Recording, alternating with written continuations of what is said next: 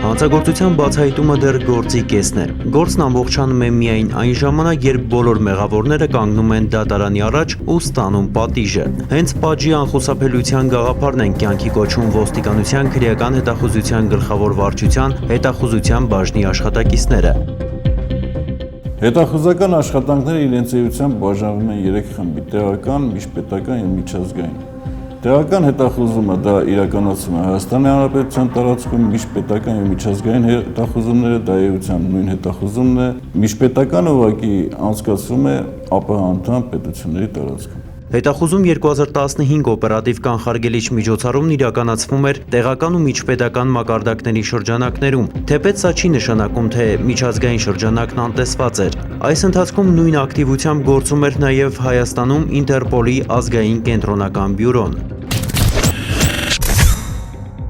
Հայաստանում Ինտերպոլի ազգային կենտրոնական բյուրոյի եւ ոստիկանության քրեական հետախուզության գլխավոր վարչության աշխատակիցներից կազմված խումբը Մադրիդ-Մոսկվա-Երևան չվերթով Երևան տեղափոխեց 2009 թվականից ոստիկանության կենտրոնականի բաժնի կողմից հետախուզվող Մարիուս Լուպուին։ Նրա հայտնաբերման մասին Մադրիդից հաղորդումը ստացվել էր դեռևս անցած տարվա սեպտեմբերին։ Հայաստան էքստրադիցիայի ենթարկվելու համար նրան կալանավորել էր Իսպանիայի քրեական պալատի 3-րդ վարչությունը։ Հիշեցնենք, որ Ռումինիայի քաղաքացի Մարիոս Լուպուն 2008 թվականին կազմակերպել էր կայուն հանցավոր խումբ, դրանում ընդգրկելով Ռումինիայի քաղաքացիների։ Օգոստոսին խումբը ժամանել էր Հայաստան եւ բանկային քարտերի կեղծ կրկնօրինակներով իրականացրել հափշտակություններ։ Հանցագործությունը բացահայտվել էր, բայց մեղադրյալներին հաջողվել էր լքել մեր հանրապետության տարածքը։ 2009 թվականին նրանց նկատմամբ հայտարարվել էր միջազգային հետախուզում։ Նույն թվականի ապրիլին հանցավոր խմբի անդամ Ադի Բլագան հայտնաբերվել էր Շտուտգարտի օդանավակայանում,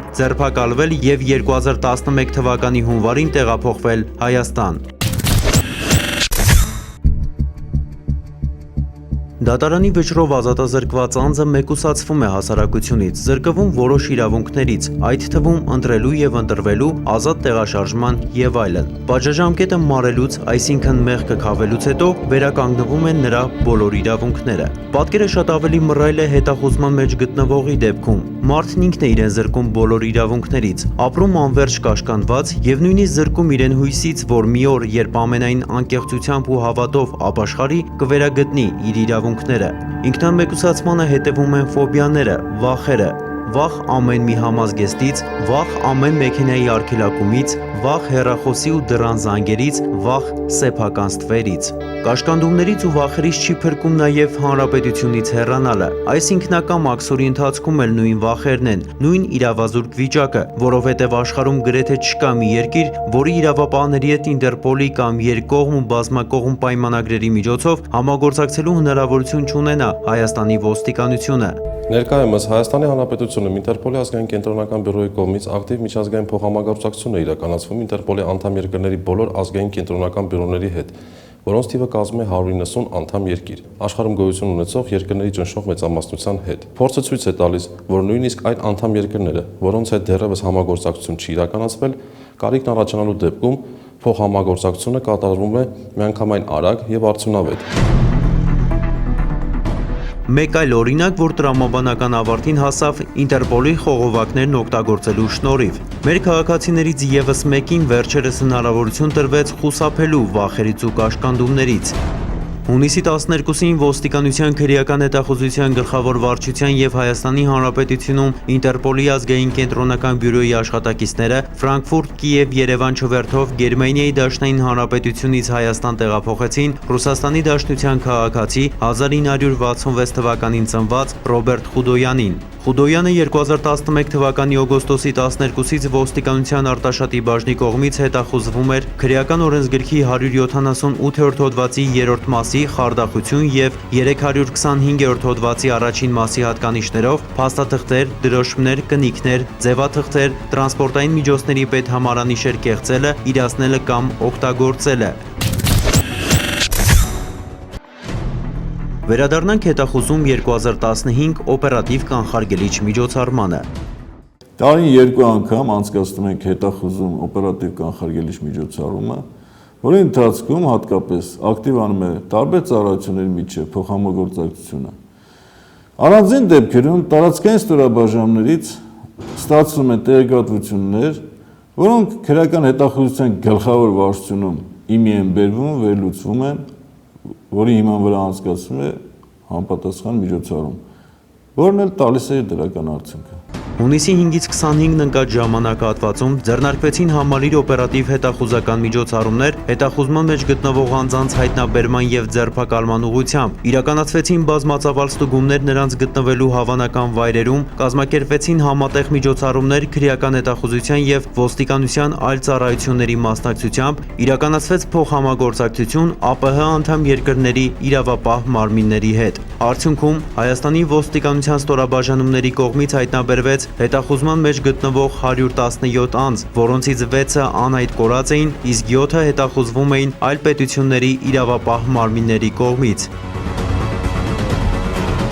Ոստիկանության հրազդանի բաժնի քրեական հետախույզների և անձնագրային բաժանմունքի համատեղ միջոցառումների շնորհիվ օրերս բերման է ենթարկվել 1963 թվականին ծնված Դավիթ Հայրապետյանը։ Նա 2013 թվականից հետախուզվում էր Լեհաստանում Ինտերպոլի ազգային կենտրոնական բյուրոյի կողմից հեղինակային իրավունքների մասին օրենքը խախտելու մեղադրանքով։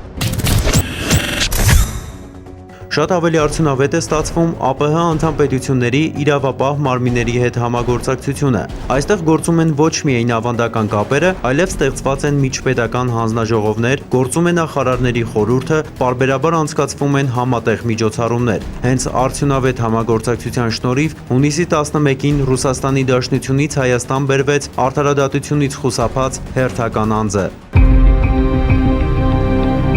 Դեպքն անցյալ տարի էր եղել օգոստոսի 26-ի գիշերը։ Արտաշատի Մարքսի փողոցում թիկունքից 9 մմ դրամաչափի անհայտ տեսակի երազենից 8 անգամ կրակել էին տեղի բնակիչներից մեկի ուղղությամբ, վիրավորել նրան։ Կատարվածի մասին ոստիկանության Արտաշատի բաժնում տեղեկացել էին դեպքից րոպեներ անց Արտաշատի հիվանդանոցից։ Կրծքավանդակի, որովայնի և ոտքերի հրազենային վնասվածքներով մի տղամարդ է հիվանդանոց տեղափոխվել, հայտնել էր հերթապահ քույրը։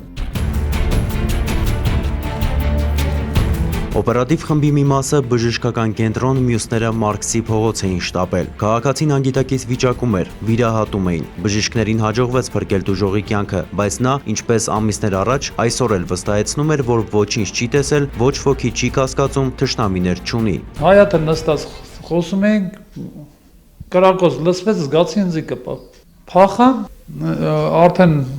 ուշքս գնաց, էլ ոչ մի բան չեմ հիշում։ Թե չէ ոչ տեսել եմ ով կրակ է, ոչ բան։ Եվ այնուամենայնիվ կար մեկը, որին ոստիկանները կասկածում էին։ Տուժողի որդին նախկինում վեճի ժամանակ պաշտպանել էր հորը։ Դանակահարել Արտաշատի բնակիչ Խորեն Հովհաննիսյանին, կալանավորվել, ինչից հետո տուժողի և Հովհաննիսյանի ջրերը այսպես ասած մի առվով չէին հոսում։ Բայց սա ընդամենը վարկած էր։ Հարկավոր էր դեպքին ականատես վկաներ հայտնաբերել։ Եվ քրեական հետախույզները Մարքսի փողոցում սկսեցին հարցումներ անցկացնել։ Աշխատանքն ապարդյուն չանցավ։ Դեպքի վայրում կար ականատես վկա, որը ցուցմունք էր տվել, որ հնարավոր է հանցագործությունը կատարած լինի Արտաշատ քաղաքի Նալբանդյան փողոցի բնակիչ Խորեն Հովհաննիսյանը, որը դեպքի վայրից դիմել էր փախուստի եւ նրան այդպես էլ հայտնաբերել չհաջողվեց։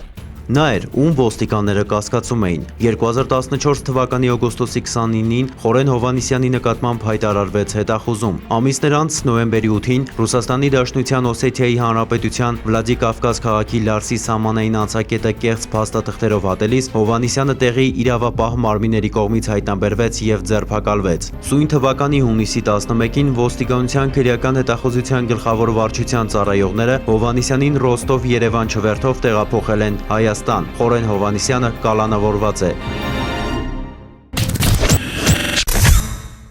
Բոլոր հետախուզվողները չէ, որ լքում են հանրապետությունը։ Դարձյալ վերջերս ոստիկանության Կոտայքի բաժնի ծառայողները ստացված օպերատիվ տվյալներն իրացնելով Աբովյանի 3-րդ միկրոշրջանից հայտնաբերել եւ ոստիկանության Կոտայքի բաժին բերման են ենթարկել նույն թաղամասի բնակիչ 1961 թվականին ծնված Կարապետ Ամյանին։ Ամյանը 2015 թվականի մայիսի 19-ից ոստիկանության Կոտայքի բաժնի կողմից հետախուզվում էր քրեական օրենսգրքի 118-րդ հոդվածի հատկանիշներով, այն է ծեծելը կամ այլ բռնի գործողություններ կատարելը։ Կարապետ Ամյանը ներկայացվել է Կոտայքի մարզի ընդհանուր իրավասության առաջին ատյանի դատարան։ Արդյունավետ էր նաև հետախուզում 2015 օպերատիվ կանխարգելիչ միջոցառման վերջին օրը։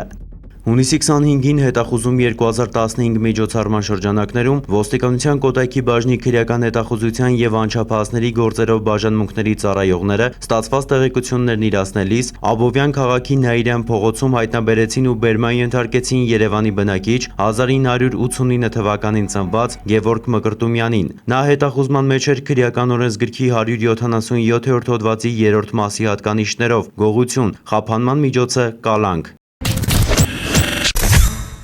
Այս տարի դեռ մեկ անգամ էլ կանցկացնենք հետախուզում օպերատիվ կանխարգելիչ միջոցառումը,